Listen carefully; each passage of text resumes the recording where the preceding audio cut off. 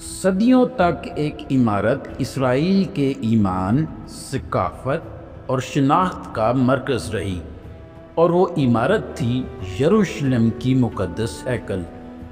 یہ صرف پتھر اور سونے کا ڈھانچہ نہ تھا، بلکہ خدا اور اس کی چنی ہوئی قوم کے درمیان ملاقات کی جگہ تھی۔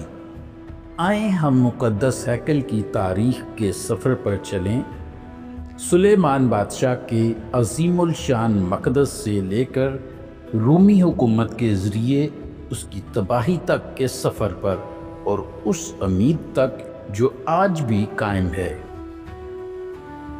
پرانے عہد نامہ یا عبرانی زبان میں ہیکل کے لیے دو اہم الفاظ استعمال ہوئے ہیں۔ پہلا لفظ ہیخول ہے، جس کا مطلب ہے شاندار عمارت، بادشاہ کا محل یا خدا کا گھر۔ یہ لفظ پرانے عہد نامہ میں ہیکل سلیمانی کے لیے استعمال ہوا، جبکہ پرانے عہد نامہ میں عبرانی کا دوسرا لفظ بیت آیا ہے، جس کا مطلب خدا کا گھر یعنی ہیکل ہے۔ نئے عہد نامہ یعنی یونانی زبان میں اس کے لیے لفظ ہیرون استعمال ہوا ہے، جس کا مطلب ہے مکمل ہیکل یا کمپلیکس، جبکہ پاک ترین مقام کے لیے ناؤس کا لفظ یونانی میں استعمال ہوا ہے۔ اردو ترجمہ میں عبرانی لفظ ہیخول اور یونانی لفظ ہیرون کے لیے ہیکل کا لفظ عربی سے عکس کیا گیا ہے۔ خدا کی سکونت گاہ کا تصور یروشلم میں نہیں، بلکہ ایک بیابان میں شروع ہوا۔ بنی اسرائیل کے مصر سے خروج کے بعد خدا نے موسیٰ کو حکم دیا کہ وہ ایک خیمہ اجتماع بنائے۔ یہ ایک عارضی مقدس تھا جہاں خدا کی حضوری بنی اسرائیل کے درمیان رہتی۔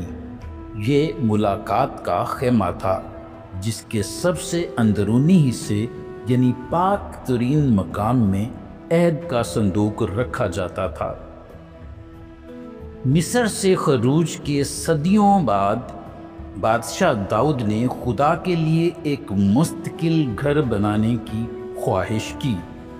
اگرچہ داؤد کو یہ کام کرنے کی خدا سے اجازت نہ ملی، مگر اس کے بیٹے سلیمان بادشاہ نے تقریباً 957 قبل مسیح میں یہ کام مکمل کیا۔ سلیمان کی ہیکل نہایت شاندار اور عالی شان تھی، لبنان کے دیودار کی لکڑی سے مزین، خالص سونے سے مزین، اور کروبی فرشتوں، کھجوروں اور کھلے پھولوں کی نقش و نگاری سے آراستہ۔ اس کے صحنوں میں کاہن قربانیاں پیش کرتے اور پاک ترین مقام میں عہد کا صندوق رکھا ہوتا تھا۔ یہ ہیکل اسرائیل کا روحانی مرکز بن گئی، عبادت، زیارت اور قومی شناخت کا مقام۔ جب بنی اسرائیل نے خدا کی نافرمانی اور بغاوت کی تو انہوں نے خدا کے غضب اور عدل کو دعوت دی۔ 586 قبل مسیح میں بابل کے بادشاہ نبوکت نظر نے یروشلم کا محاصرہ کیا اور مقدس ہیکل کو جلا دیا اور اس کے خزانے بابل لے گیا۔ عہد کا صندوق تاریخ سے غائب ہو گیا اور قوم کو جلا وطن کر دیا گیا۔ 70 سال کے بعد فارسی حکومت کے ماتحت یہودی جلا وطن قوم واپس لوٹی تو زربابل کی قیادت میں اور حجی نبی اور زکریا نبی کی حوصلہ افزائی سے انہوں نے تقریباً 516 قبل مسیح میں مقدس ہیکل کو دوبارہ تعمیر کیا۔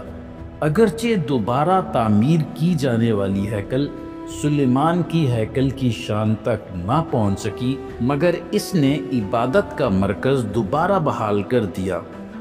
وقت گزرنے کے ساتھ پہلی صدی قبل مسیح میں بادشاہ ہیرودیس اعظم نے مقدس ہیکل کی عظیم الشان توسیع کی اور اب اسے قدیم دنیا کی سب سے شاندار عمارتوں میں شمار کیا جانے لگا۔ اس کے صحن زائرین، سوداگروں اور رومی سپاہیوں سے بھرے رہتے۔ یہ وہی جگہ تھی جہاں یسوع کی زندگی کے کئی واقعات پیش آئے۔ یہودی قوم کے لیے مقدس ہیکل خدا کی حضوری کا مسکن تھا، جہاں شکینہ جلال ہوتا۔ یہ قوم کے تہواروں کا مرکز اور کفارہ کی قربانی کا مقام تھا، مگر یسوع نے اس کی تباہی کی پیشن گوئی کرتے ہوئے فرمایا کہ ان کے درمیان ہیکل سے بھی بڑھ کر کوئی موجود ہے۔ سن 70 عیسوی میں رومی حکومت کے خلاف یہودیوں کی بغاوت کے بعد رومی جنرل ٹائٹس نے یروشلم کا محاصرہ کیا، شہر کو ڈھا دیا اور مقدس ہیکل کو جلا کر زمین بوس کر دیا گیا۔ ایک یہودی مورخ یوسیفوس نے اس المناک واقعہ کو تفصیل سے بیان کیا ہے۔ اس کے مطابق اسرائیل کے مرکز عبادت کو صفحہ ہستی سے مٹا دیا گیا۔